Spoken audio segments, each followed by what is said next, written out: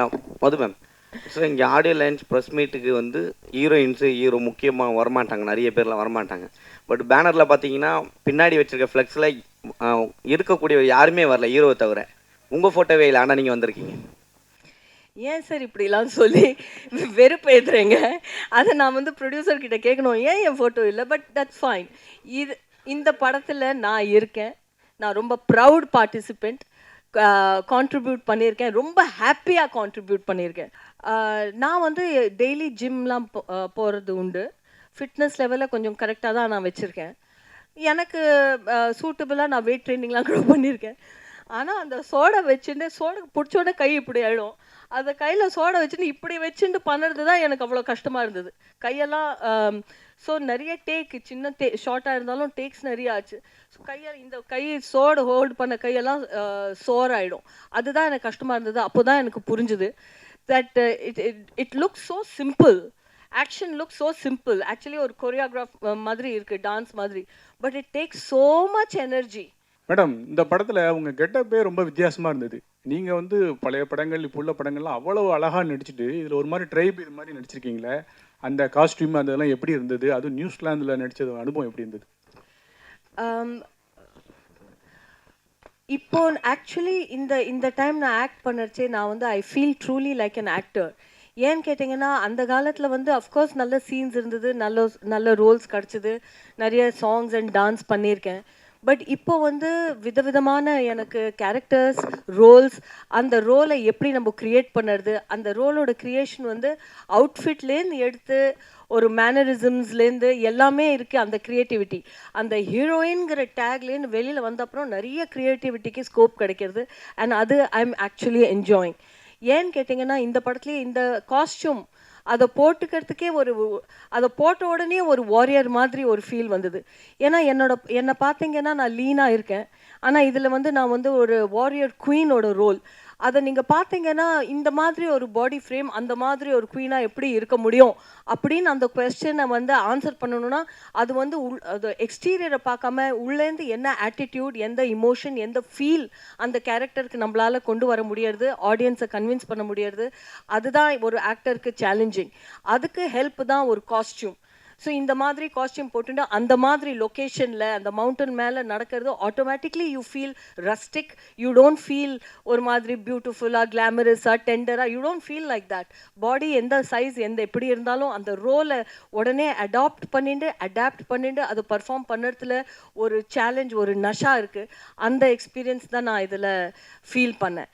And also பாடி லாங்குவேஜை நான் change பண்ணி கொஞ்சம் பார்க்கலான்னு ட்ரை பண்ணேன். அது வந்து நிறைய பேர் என்னை வந்து கரெக்ட் பண்ணவும் ட்ரை பண்ணாங்க. செட்டில் என்னோட கோ ஆக்டர்ஸ், நீங்கள் கை அப்படி வைக்காதீங்க. பட் என்னோட ஃபீல் அப்படி இருந்தது. நான் உங்கள் பேச்சை கேட்க மாட்டேன். Because I don't want to fit in to the box that you are putting me in to. This queen will walk like that அப்படின்னு ஒரு தைரியத்தில் நான் பண்ணேன்.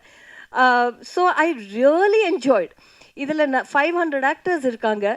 ஆக்டர்ஸோட ஜாஸ்தி இதில் வந்து சினிமேட்டிக் எக்ஸ்பீரியன்ஸ் ஜாஸ்தி இருக்குது, ஆடியோ இருக்குது. அதில் நம்ம லாஸ்ட் ஆகாமல் அதை பர்ஃபார்ம் பண்ணி 5 மினிட்ஸாக இருந்தாலும் சரி, 10 மினிட்ஸாக இருந்தாலும் சரி, 15 மினிட்ஸ் இருந்தாலும் சரி, அதை பார்த்து இந்த படத்தில் இவ்வளோ பேருக்கு நடுவில் மதுவும் இருந்தா அண்ட் ஷி டிட் வெல் அப்படின்னு எனக்கு ஆடியன்ஸ் கிட்டேருந்து ஒரு அக்னாலேஜ்மெண்ட் வந்ததுன்னா, I think I would be very proud and very grateful. மதுபடம் she's also the hottest tribal woman on the set. Madhu ma'am. So இங்கே ஆடியோ லான்ச் ப்ரெஸ் மீட்டுக்கு வந்து ஹீரோ முக்கியமாக வரமாட்டாங்க, நிறைய பேர்லாம் வரமாட்டாங்க. பட் பேனரில் பார்த்தீங்கன்னா பின்னாடி வச்சிருக்க ஃப்ளெக்ஸில் இருக்கக்கூடிய யாருமே வரல ஹீரோவை தவிர. உங்கள் ஃபோட்டோவே இல்லை, ஆனால் நீங்கள் வந்திருக்கீங்க. ஏன் சார் இப்படிலாம் சொல்லி வெறுப்பு ஏத்துறீங்க? அதை நான் வந்து ப்ரொடியூசர் கிட்ட கேட்கணும், ஏன் என் ஃபோட்டோ இல்லை? But that's fine. இந்த படத்தில் நான் இருக்கேன். நான் ரொம்ப ப்ரவுட் பார்ட்டிசிபெண்ட். கான்ட்ரிபியூட் பண்ணியிருக்கேன். ரொம்ப ஹாப்பியாக கான்ட்ரிபியூட் பண்ணியிருக்கேன். அதனால I am very proud to be here to promote. எங்கேயானு என்னால் வந்து ப்ரமோட் பண்ண முடியலன்னா அது என்னோட நஷ்டம். எனக்கு ரொம்ப வருத்தமான விஷயம் அது. நான் எங்கேயானா பிஸியாக இருந்து வர முடியாமல் போச்சுன்னா அது வேறு விஷயம். பட் எங்கெல்லாம் என்னால் வந்து உங்களோட பேசி ஆடியன்ஸ் அண்ட் ப்ரெஸ்ஸோட பேசி நான் ப்ரௌடாக பண்ணியிருக்கிற சினிமாவை உங்கள் முன்னாடி ப்ரௌடாக ப்ரெசென்ட் பண்ணுறேன். அது ஃபோட்டோ அதெல்லாம் இட் டசன்ட் மேட்டர். இருந்தால் அஃப்கோர்ஸ் இட்ஸ் அ செரி ஆன் த கேக். அப்படி இல்லாட்டாலும் I am there in the film and that is most important. So that's why I'm here. Manjuji. Welcome to Chennai. Thank you. Madhuji, you're always a Roger to our Tamil audience, not only the Tamil, the whole India. And history has it that Kannappa had many layers. And how was it fitting into a project like this from the days of Poolavur Kante and Roja? You've done many hats nonchalantly. How was it playing this character? இந்த role நான் இது வரைக்கும் பண்ணினதே இல்லை. ஒரு warrior மாதிரி ஒரு tribal அவுட்ஃபிட்டை போட்டுட்டு ஒரு ரியலாக ஃபைட் பண்ணி அந்த மாதிரி நான் பண்ணினதே இல்லை. This is a first for me and every first is very special. இந்த ரோலில் என்ன இந்த மேக்கர்ஸ் கன்சீவ் பண்ணியிருக்காங்க, டைரக்டர் என்னை இதில் இமேஜின் பண்ணியிருக்காங்க, ப்ரொடியூசர் என்னை எக்ஸெப்ட் பண்ணியிருக்காங்க, ஆல் த க்ரியேட்டிவ் யாரெல்லாம் இதை டிசைட் பண்ணாங்களோ இந்த ரோலில் அவங்க என்னை இமேஜின் பண்ணியிருக்காங்கன்னா அது பெரிய விஷயம்.